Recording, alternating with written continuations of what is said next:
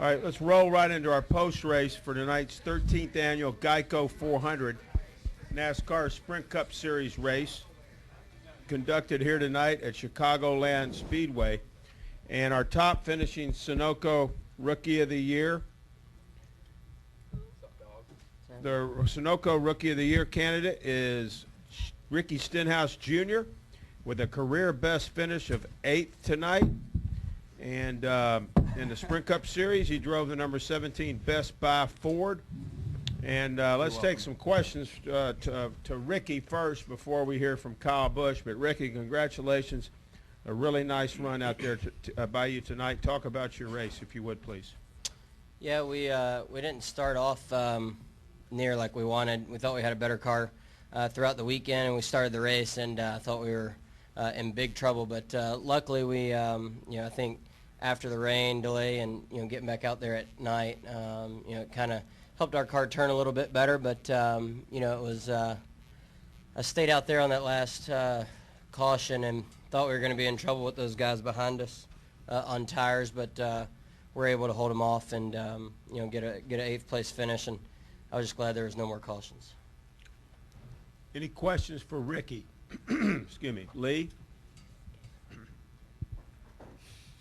Talk about your drive-through experience during the rain delay.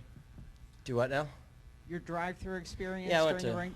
Went to Sonic during my rain delay, so paid off. Gave me a little bit of energy and took a nap and really played it out well.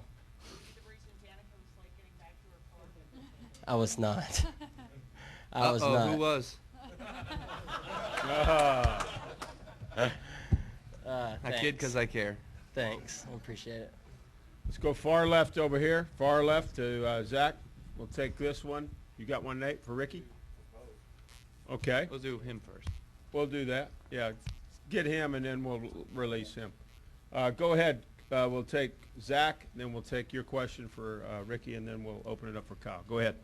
Zach Halbert, NASCAR.com. Ricky, 2 straight top 10s on the heels of the pole at Atlanta. What's been the difference for you guys the last 3 weeks? I wished I knew. I feel like our cars still don't drive very good, and I think Scott's making good calls to get us track position at the end of these races, and we're able to hang on to it. But we still got a lot of work to do. But it's good to carry that momentum from that pole in Atlanta. 2 top 10s now, and we're looking forward to carrying that on the rest of the year. It's just we still got a lot of work to do, but I think just good pit calls there at the end, keeping us out on the racetrack and in good track position has been the best for us lately. Nate, what's your question for Ricky, if you could, please, and then you can ask Kyle. Ricky, did you notice anything different with the new rules, digital communication spotters, that sort of stuff? Anything? Did it feel any different in the cockpit? No, I gave it 110% all race. Felt really good. My spotter told me there was 30 to go when there was, or 20 to go when there was 30 to go. So he might need a little help, because I think the crew chief normally is, talking to him, telling him how many to go. So Calculator was broke. Yeah, he missed that by 10. So then I stayed out there under that last caution, and they said that we had 25 to go. I was like, I thought you said we had 20 to go, 5 laps ago. So that threw us off a little bit, but I thought the restarts went well. I didn't ever start on the front row, so I guess you'll have to ask Kyle how the restarts were, but it seemed like everything went pretty smooth tonight. Kyle, you want to answer that question real quick about the restarts, and then we'll open it up for you? I thought restarts were good. I thought it was pretty cool to show the first one of the night. The second place car can beat the first place car to the line. So we did that, but Jimmy still had enough of a draft on me that he was able to still prevail through 1 and 2. But I thought the restarts were fine. Even on that last one, I beat Kenseth to the line, and I thought I had enough momentum to stay in front of him. But then, or at least to stay enough alongside of him through 1 and 2 to be alongside of him down the back. But the 29 just pushed him right past me, so that was our race. Ricky, we'll let you go. Congratulations on a nice run tonight. Good job, man. Okay, joining us now we have Kyle Busch is with us, as is Kevin Harvick is with us as well. Let's hear about their race here tonight. Kyle, if you would go first. Certainly you had a race leading car for many laps, and then the 20 took you there. But talk about your run out there tonight in the number 18 double mint Toyota. Yeah, our race was really good. We had a little bit of a slow start. I mean, we ran up front all night, but I say slow start just because we were trying to work on, getting the car to handle a little bit better, and not knowing that if we got the balance right, if the speed would be there. But it certainly was. Once they got the car better for me, it was, the speed picked up as well too, and I felt like we had a top 3 car with the 20 and the 48. And then, there at the end, I thought I got a good enough restart. It wasn't great, but it was good enough, and I had enough going with the 20 beside me, and then the 29 pushed the 20 by me before I got to turn 1, and I didn't have enough to stay on his door to hold him back, to be alongside of him through 1 and 2, and then down the backstretch to try to race him in 3 and 4. So once the 20 got out front, I was a little too loose, but just couldn't do anything with him. So that was the race right there. And Kyle currently is second on our points battle. He's 8 behind Matt Kenseth. Currently in 4th place in our chase standings is Kevin Harvick. He's 15 out of 1st place, and tonight he drove the number 29 Budweiser Chevrolet to 3rd place showing tonight for Richard Childress Racing. Kevin, talk about your run out there tonight and maybe how the track obviously changed from the beginning, first segment, and then came back after that and finished it out. Yeah, it was, the first half of the race for us, we were really tight, struggled with the handling of our car to be able to get the car to turn through the center of the corner. But, we sat down, and the engineers and Gil sat down in between the rain delay there and came up with some good adjustments, and we were able to make some good ground. Our car was really good on the restart, so you could pick a bunch of them off, pretty easy there going into turn 1 and 2. So all in all, it was a good night. Just too loose at the end to really run with those guys up off the corner, but still a good night. Okay, we'll take questions now for both Kyle and Kevin. Raise your hand. We'll come to you with wireless questions for Kyle Busch, Kevin Harvick. Right here, Nate, and then Bob, and then Stan.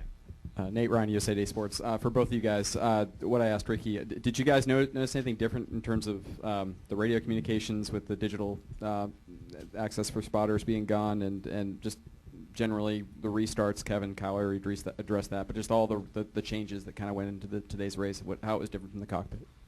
I didn't notice any difference really between spotter communication. I thought it was all pretty much the same, to be honest with you. So it didn't really affect us a whole lot. So I thought, all in all, good. Yeah, I mean, we didn't really have anything different that affected what we did in the car. I didn't notice anything different.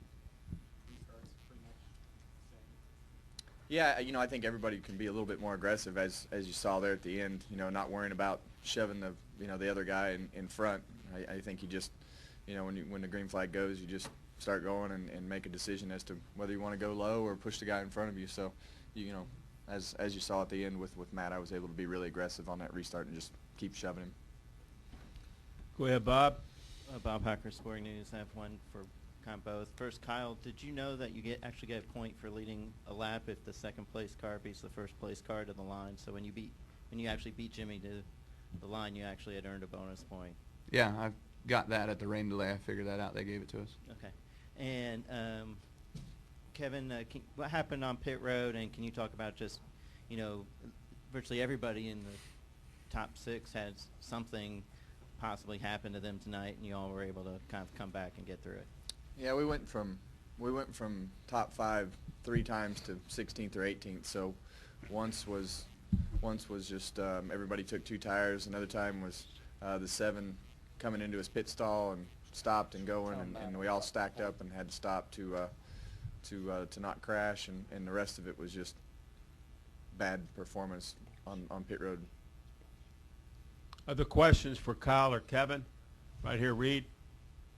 Reed Spencer with NASCAR Wire Service. Kevin, you gave Matt the push that he needed to get to the lead there at the end.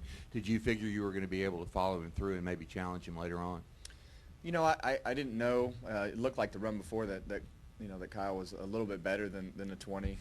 They were pretty evenly matched. I was kind of hoping that they would get side by side, and you have something one of them slide up, or you're able to get 3 wide, or something happens. So I figured that was better than going to the bottom and getting 3 wide and being pinned on the bottom and getting passed by 2 or 3 cars on the top. And so I just figured that was my best option. Go over here to the left, Stan. Yeah, Stan Creekmore with RPMTonight.com. First, Kyle, for you, man, you wanted that 3rd win tonight for this weekend. Did you think about that at all in the closing laps? Oh yeah, I watched it slip right away. It sucks, and there's nothing you can do about it.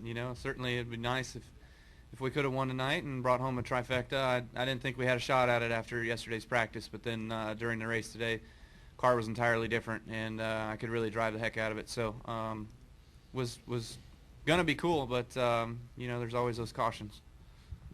All right, and for Kevin, 5 hours of rain delay. How do you keep yourself in focus, ready to get back behind the wheel during a 5-hour delay like that? Honestly, I just went back and hung out with Delana and my son and ate some dinner and relaxed and watched football. So that was really what I did, was just really not think about racing, and when it was time to go, you get back into the right frame of mind. Anybody else? Reed? Yes, for both guys. Did the track conditions change appreciably after the rain delay? I mean, I think track temps went down about 17 degrees from when you stopped to when you restarted again. I would say track conditions were different. Yeah, I mean, just a lot more grip. I mean, you could just drive the heck out of it and get a lot of speed out of the car. But besides that, mine picked up a little bit better front turn. I think the front tires just didn't slide as bad across the rubber because it wasn't as hot. But I mean, on a hot sunny day, the pace would have been a lot slower. Just everybody sliding around. But tonight it was really cool, really fast. Yeah, I mean, the pace definitely picked up. My car was way better in the night than it was in the day. But I mean, there was a couple times 3/4 of the way down the straightaway, just sit on the rev limiter, and I hadn't touched it all weekend. Over here to the left, if we could get the mic over here, please. It's Zach Albert, NASCAR.com. For Kyle, just how big of a statement is this for Joe Gibbs Racing in terms of being a confidence booster that could possibly set the table for you guys the rest of the chase? Well, I certainly wish it was flipped, but it was a great night for Joe Gibbs Racing. I think that having the 18 and the 20 running up front like that, shows that we're capable of doing that. But Matt, I tell you, Matt is really, really good at mile-and-a-half racing. I mean, he is fast, and he's won a lot of them this year. And I typically in the past haven't been great at it, but certainly this year been a lot better at it. So it's a testament to us all learning and sharing information and getting better. I think Denny had a good run tonight going too. So it's a process, and our program seems to be working well with these mile-and-a-half tracks, but also, Kansas won on the short track as well with Bristol. So it gives some optimism going into these final 10, which half of them are mile-and-a-halves. Any additional questions? Well, Kyle, Kevin, thanks for putting on a great performance for us today 100%. and tonight.